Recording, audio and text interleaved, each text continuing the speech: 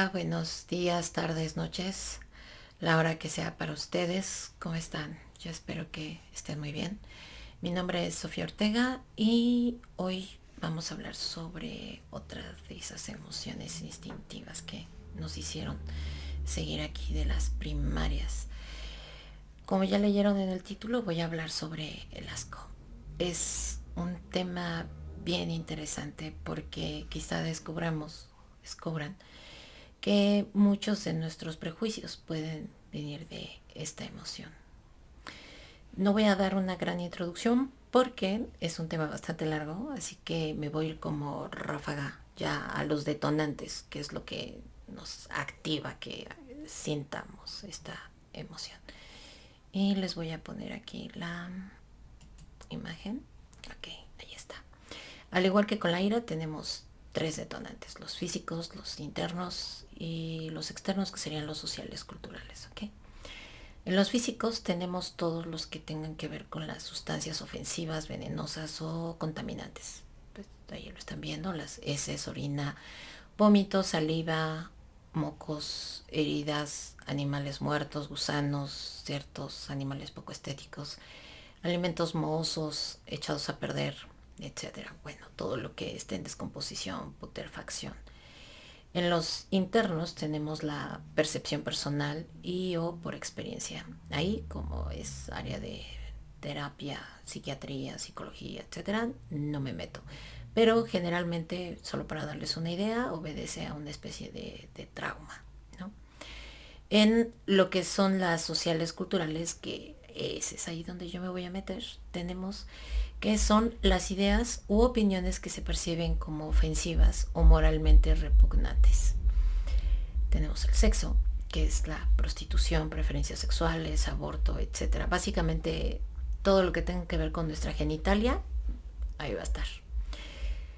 La apariencia de las personas, ahí la deformidad, diferencia física, raza, incapacidad física, edad, obesidad. En el estatus social tenemos la situación económica y actividad laboral. Todos estos nos van a producir, o todos estos pueden ser detonantes para producirnos asco. Ahora, ¿cómo lo procesa nuestro cerebro? Aquí está bien interesante y les voy a dar a los dos actores principales. No me voy a ir por todo el proceso porque aquí importan estos dos. Hay más implicados, pero aquí los que quiero que observen son estos dos. Y para eso les voy a enseñar cómo se ven o en dónde están. Ok. Si se dan cuenta, aquí tenemos al cerebrito.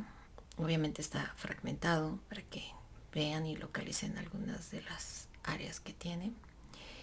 Y justamente en el lóbulo frontal, que sería en esta parte, es donde vamos a encontrar en esta especie de pliegue a la ínsula. Esta partecita, la voy a marcar.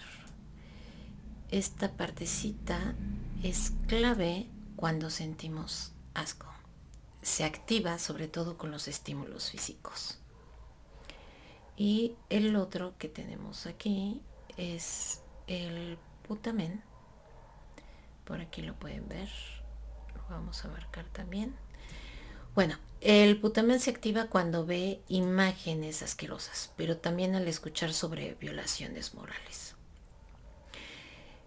Ok, voy a ponerles otra imagen con más acercamiento porque esto está bien interesante. Bueno, aquí ya habíamos puesto dónde estaría la ínsula en uno de estos pliegues. Aquí nuevamente tenemos al putamen. Aquí tenemos a la ínsula que ya está marcada en rojo. Aquí también está. Y acá tenemos igual al putamen. Ok. ¿Cuál es lo interesante de todo esto? Pues bueno, que un psiquiatra de nombre Fabio Zambataro descubrió que el putamen se enciende muchísimo más cuando vemos caras de desprecio en lugar de asco. Mientras que cuando los sujetos vieron caras de desprecio, la ínsula nunca se encendió. ¿Qué significa esto? A lo mejor que la ínsula no está siendo influenciada, que no tiene prejuicios. No, bueno, lo que podemos llegar a pensar es que tal vez el asco es, igual que muchas otras emociones que ya vimos, un fenómeno cognitivo. Es decir, que está sujeto, además de nuestra experiencia personal, a nuestro entorno cultural y social. Ahora, esto va a quedar completamente resumido y bien entendido con un texto de Donald Latiner, que es un especialista en la emoción del asco, sobre todo en la historia del mundo clásico, que les voy a leer.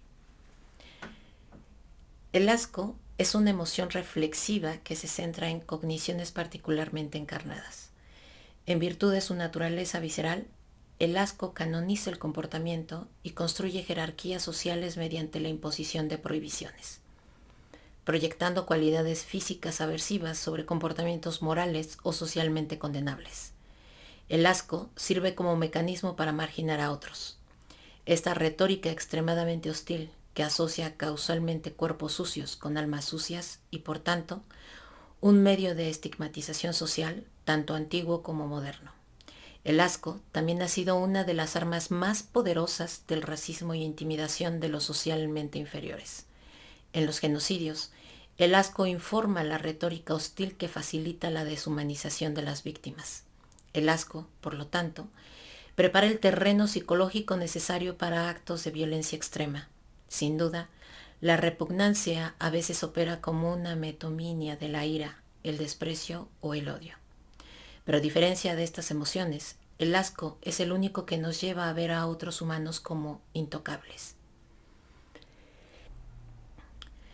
El asco es tan eficaz porque transforma la suciedad física en suciedad moral, pero también porque el trasfondo cognitivo del asco se basa en el pensamiento mágico.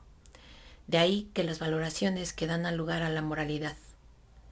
Los humanos han aprovechado el asco primario para promover la socialización, para canalizar los impulsos de los niños de modo que se conviertan en humanos civilizados, educándolos en contra de su curiosidad natural, produciendo una curiosidad secundaria o moral singularmente humana.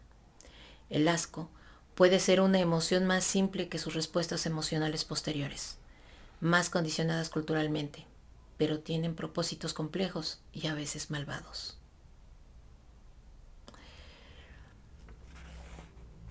¿Ustedes piensan que está exagerando Latiner? Porque yo, la verdad es que no. Y para eso nos vamos a ir a la parte deliciosa, exquisita, maravillosa, que es el contexto. Y les voy a volver a compartir mi pantalla para que veamos cómo empezó todo este rollo del asco moral. De los sumerios ya habíamos hablado la vez pasada a grandes rasgos, sabemos todo lo que les debemos y voy a tocar los puntos que Latiner tocó porque son importantes, que es la parte de la sexualidad y también un poquito lo que tendría que ver con lo físico. Bien. Para los sumerios no era ningún tabú la sexualidad, ni la homosexualidad, ni qué hicieras con tus órganos reproductores. Es más, existían estas mujeres que eran las prostitutas sagradas. De modo que no era tabú en ningún sentido. Obviamente las enfermedades que en algunos casos producían asco eran producto, algunas veces no todas, de los dioses y también de los demonios. Obviamente están las cuestiones que tienen que ver con las guerras, las batallas, que no estaban justificadas con ningún tipo de dios, pero que ahí existían. Y justamente por eso esta civilización empezó a tratar la medicina, empezó a intentar entender el cuerpo humano y desarrolló varios tratados de hierbas y dolencias específicos que podían tratar para mejorar la salud de su pueblo. Ahora bien, si se acuerdan, por esa misma época, en el video pasado lo vimos, existían tanto sumerios, hebreos como egipcios, ¿ok? Bien, en el caso de los hebreos hay un abismo enorme.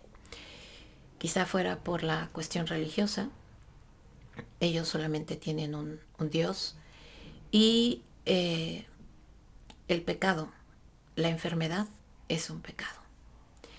Obviamente la prostitución y la homosexualidad estaba sumamente penada. Sin embargo, en el caso de los hombres era como una especie de necesidad y lo veían de forma más ligera, que no era así con las mujeres. En las mujeres era sumamente condenada. Y, ¿qué les digo? Pues sí existía, porque habían mujeres que se divorciaban o que bien se quedaban en la viudez y tenían que ejercer esta profesión, oficio. Pero era sumamente castigada. El sexo, pues, no es tan penalizado, pero tiene una connotación de obligación santa, justamente para la reproducción, para darle más hijos.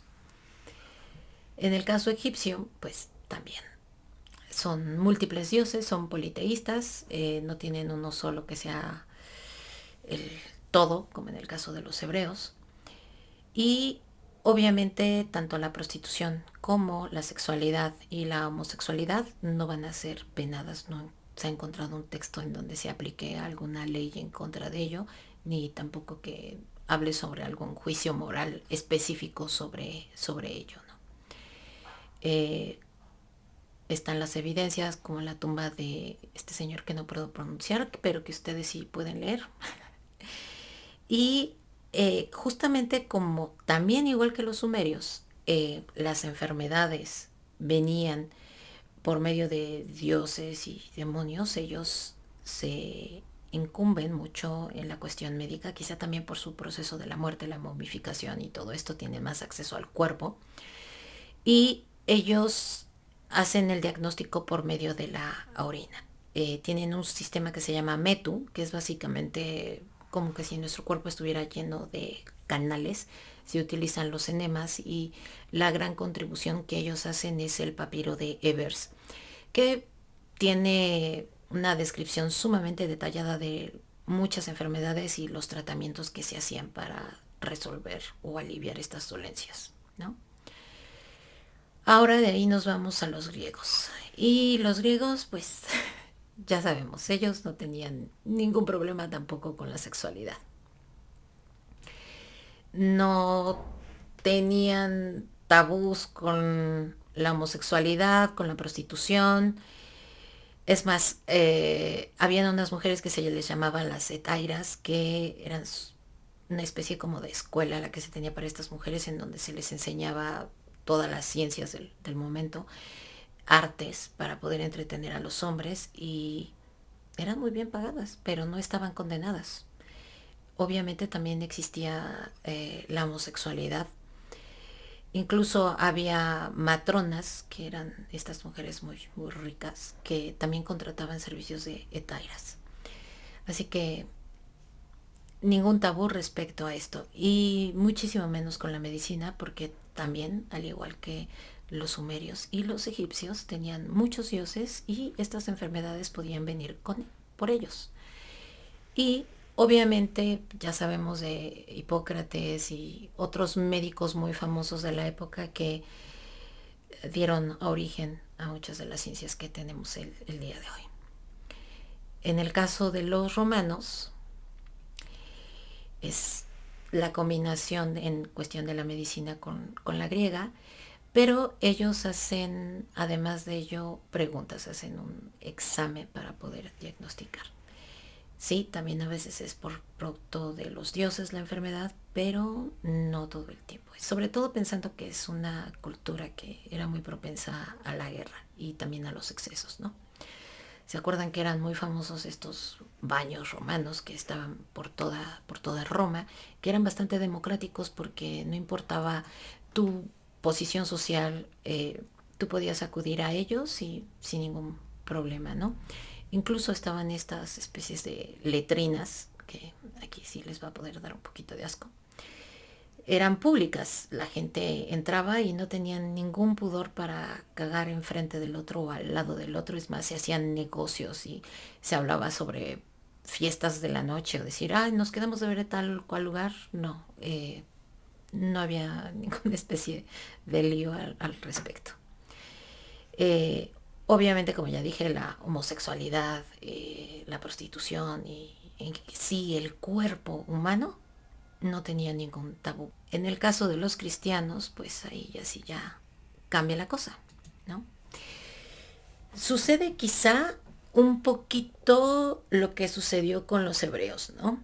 Eh, si bien es cierto que los sumerios no esclavizaron a los hebreos, porque hay evidencia histórica que respalda este hecho, los egipcios sí lo hicieron. Pero como les decía, los hebreos lo que hacen es básicamente desechar todo lo que venía de los sumerios. Y en este caso sucede lo mismo con los cristianos. Los cristianos desechan, aborrecen todo lo que viene de Roma. Todo lo que es de ellos es repugnante, lascivo y pecaminoso.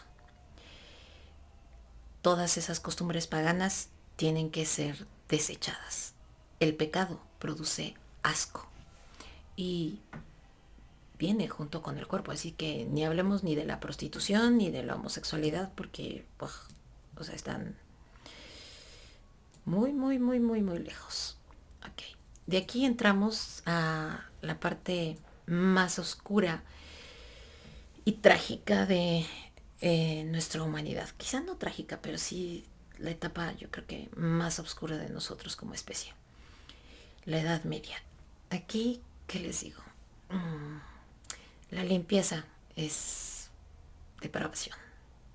Obviamente tiene que ver con los baños públicos, como ya les dije, en los baños públicos romanos no había ningún pudor, había personas que podían tener sexo sin ningún problema, es más, o sea, ya les dije, defecaban enfrente uno del otro, que no estaban en las mismas zonas, pues, pero no tenían problema con el cuerpo era la cosa más natural, recordemos las fiestas de Dionisios con los excesos, en fin, para los cristianos todo lo que viniera de Roma era depravación y entonces también la higiene y fue como se empezó a ver como algo malo. El hedor comenzó a ser un motivo de orgullo. Contradictoriamente, los santos olían bien, de ellos se desprendía un aroma dulce y delicioso. Le llaman osmogénesis. Pero, pues, obviamente sabemos que eso no es posible, ¿verdad? La consecuencia de este periodo es la peste negra. Sabemos que sucedió durante ese proceso, no tenemos que recordar lo que implica una pandemia y menos a ese nivel.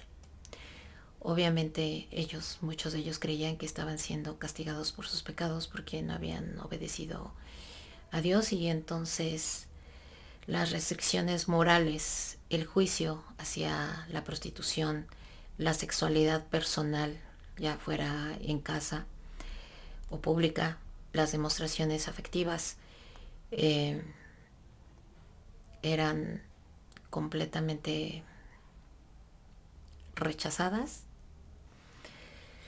Ok, con esto terminaremos la parte del contexto. Yo creo que con lo que dijo Lateiner y con el contexto que les acabo de presentar nos podemos dar una idea del por qué, cómo, cuándo de esta emoción del asco. Ahora, lo que voy a decir no es una justificación para los hombres de esa época, ¿ok? No estoy ni promoviendo, insisto, ni siquiera justificando. Pero si hacemos un ejercicio de empatía, podemos darnos cuenta de que, vamos, no tenían como muchas opciones, ¿no? No estaba la ciencia que ahora tenemos nosotros, no tenían a un neurólogo que les enseñara cómo se encendían esas partecitas de nuestro cerebro y demostrar cómo es que sentimos lo que sentimos. Ellos no lo tenían. Tenían un Dios que les estaba dando absolutamente todo y también quitando. Ya lo hemos repetido muchísimas veces. Y por eso es entendible, no lo sabían, ¿saben? Entonces, no los podemos condenar, pero el día de hoy sí sabemos por qué suceden estas emociones, sí sabemos de dónde vienen. Es decir, como ya les dije, el putamen básicamente es un área de contagio, es decir, contagio de emociones, pues siente la misma emoción por verla en el otro. Sabiendo esto, tampoco les estoy diciendo que voy a promover eh, o que tengo una agenda política o cultural respecto a la sexualidad, la homosexualidad, eh, los cuerpos diversos o nada de esto. No, no tengo ninguna agenda. Cada quien puede creer, como siempre lo he dicho, en lo que quiera. Lo que le sirva, perfecto. Lo que yo sí quiero es que nos hagamos preguntas congruentes, preguntas que realmente nos aporten algo. Y eso es si realmente todas estas fobias que tenemos son auténticamente nuestras, como lo vimos en el miedo. Hay emociones que no son nuestras, que están en nuestra imaginación, pero en el caso del asco es muchísimo peor, porque son heredadas y que tienen una finalidad muy específica y no es de nosotros como tal, pues es de control, de justificación para cometer actos verdaderamente repulsivos, verdaderamente condenables. No creo que ninguno de los primeros hombres y mujeres que existieron, esos de las cavernas, tuvieran algún conflicto con ver a otro de ellos teniendo sexo o siendo homosexual. Lo que es más, era muy común la homosexualidad en los primeros hombres. Y ni siquiera hablemos de una gordofobia, vamos, están todas las Venus neolíticas, paleolíticas, que son unas figuras pequeñitas, hermosas de mujeres sumamente voluptuosas y encantadoras. Así que estos prejuicios no estaban, ¿saben? Y como decía la Teiner, esta parte es y obedece a algo más. No lo tenemos de una manera gratuita. Y si no queremos ser o servir de una manera sin conciencia a un algo o a un alguien, sí tenemos que preguntarnos. Porque hay cosas que son absurdas, ¿no? No es como que de pronto vaya a haber una invasión de vaginas pecaminosas por la calle o que vayamos a encontrar, no sé, un montón de morenos y personas negras que se hicieron una exfoliación y van esparciendo ahí igual por la calle toda su pigmentación y nos vayamos a pigmentar nosotros. Y vamos, tampoco creo que pasen por ahí unos gordos y vean a unos flacos y los conviertan en churros. O sea, es absurdo, ¿no? Tampoco va a suceder nada porque veamos a personas de la comunidad LGTB plus besándose o tocándose las manos o abrazándose. No va a pasar nada. No nos van a salir arcoíris en las nalgas. O sea, eso no pasa. Así que cuando les digo que no exagero, es de verdad que no es una exageración y tampoco tengo una agenda. Quiero insistir muchísimo en esto, porque no se trata de intereses personales. La muerte, el desvivir a alguien más, incluso para los primeros hombres, no era algo bueno. Y estamos hablando de que ellos no tenían una moralidad como la tenemos ahora nosotros. La violencia, la agresión, tampoco es moral y tampoco tiene una justificación, como ya lo vimos con la ira. Sin embargo, el asco puede justificarla. Así como les mostré la importancia de cuestionarnos el miedo y la ira, quiero insistirles en la importancia de cuestionarnos el asco. Probablemente ustedes piensen que la Teiner exageró con todo lo que nos dijo que eran las consecuencias del asco y cómo se utilizaba. La realidad es que no. Ahí están las cifras para hacer la evidencia y la prueba de lo que este hombre nos ha dicho. Pero no quiero regresar otra vez a esa parte que quizá es demasiado oscura en nuestra especie Así que les voy a dar un ejemplo que está más suavecito, más light, del que puedo hablar, que sería en relación al marketing, porque mercadóloga al fin del día. Eh, pues bien, aquí un ejemplo que sería bastante claro sería el de Ronaldo, este futbolista. Si recuerdan, hace no mucho tiempo fue tendencia porque le pusieron una Coca-Cola en esta conferencia de prensa y lo que él hizo fue mostrar una cara de asco, de desprecio, la hace a un lado y bueno, mundialmente fue el pan se acaba, ¿no? Coca-Cola tiene el presupuesto para hacer control de daños, pero a ese nivel se pueden dar ustedes cuenta lo que importa el asco. No dijo que no le gustara, tampoco dijo no la compren. Bastó una acción, una expresión para decirle a las personas del otro lado de la televisión o de la pantalla que debían de sentir. Así es importante el asco a nivel económico. Y creo que lo sabemos de primera mano todos nosotros con estos influencers, con estos líderes de opinión que van por la vida diciéndonos qué sentir, pensar, decidir, consumir y hacer. Y yo no estoy diciendo que sea algo negativo. Cuando están promoviendo un producto, cuando están dando su opinión sobre si o no es atractivo o no atractivo, es rico o no rico, si nos va a gustar o no, está bien. Sí, ellos cobran por todas estas cosas. Algunos lo dicen, algunos otros no. Algunos tienen otros intereses que tampoco lo dicen. Y no está bien ni está mal. Porque yo no estoy diciendo, aquí quiero ser bien puntual. No estoy diciendo que sea algo malo. No estoy diciendo que sea deshonesto hacerlo. ¿Ok? Eh, Aquí lo importante es cómo utilizamos nuestra opinión y sobre todo la emoción del asco.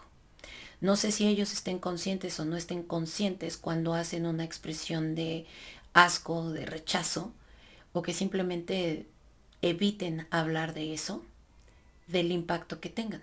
Vamos a pensar que no lo tienen, ¿no? Que no tienen este conocimiento y que lo hacen de una manera, pues, inocente, ¿no? El caso es que las consecuencias sí pueden llegar a ser brutales. Hablamos de negocios que pueden quebrar, de personas despedidas, en fin, todo lo que conlleva esta situación. Y cuando una de estas opiniones no se hizo de una manera ética y profesional, pues eventualmente llega el karma. Yo no creo en eso, yo creo en las consecuencias. Pero bueno, esa es harina de otro costal. Lo importante aquí es que todo este tipo de acciones en donde se utiliza el asco justamente son para establecer una tendencia. Esta tendencia en donde todas las cosas sean homogéneas. Y la realidad es que es un absurdo. Sí, todos tenemos preferencias, todos tenemos cosas que nos parecen repulsivas o que no nos gustan. Seríamos hipócritas si no lo dijéramos, si no lo aceptáramos. En mi caso puedo decirles que a mí el color rosa no me gusta para nada. Que la otra persona lo utilice no tengo ningún problema, pero en mí es completamente desagradable.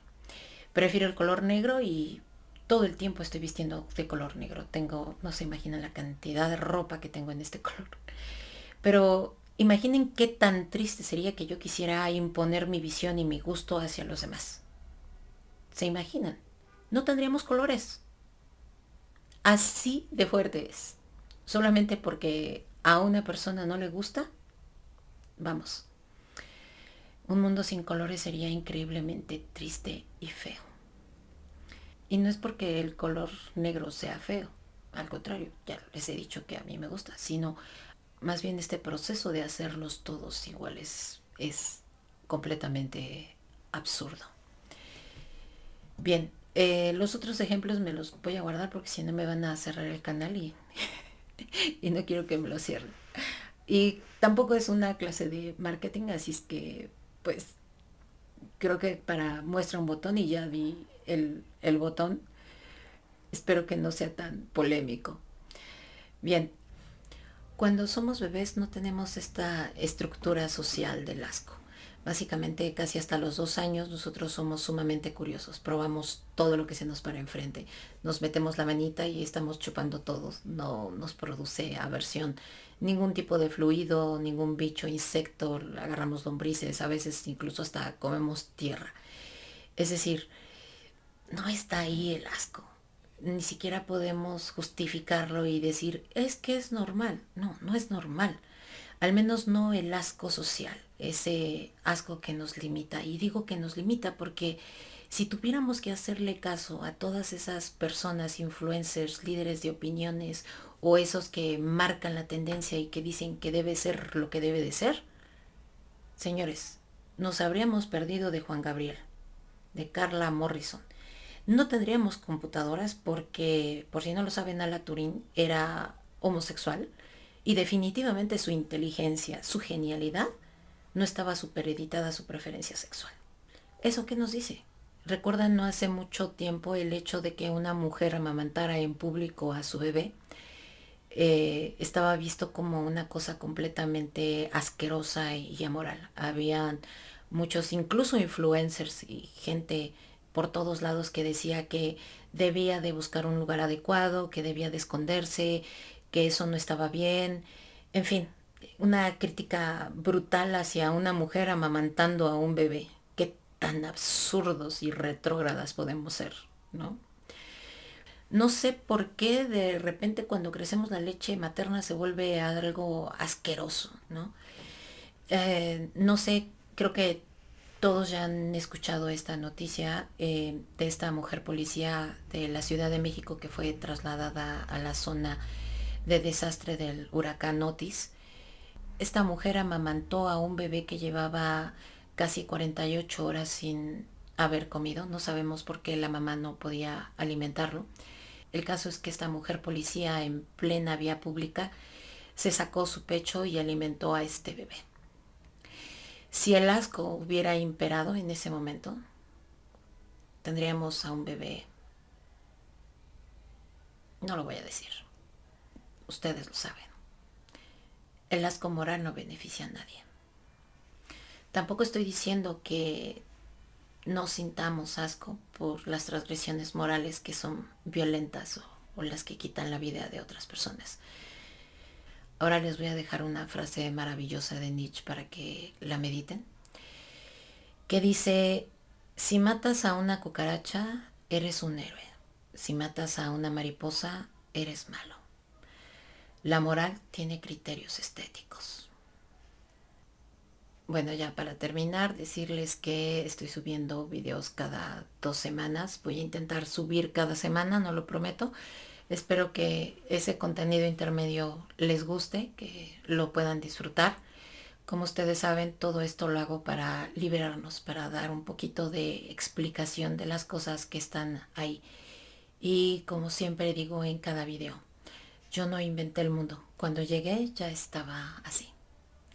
Así que hasta el próximo video. Cuídense mucho, disfruten, gocen, pónganse alegres, sonrían, repiensen, reevalúen, cuestiónense todo.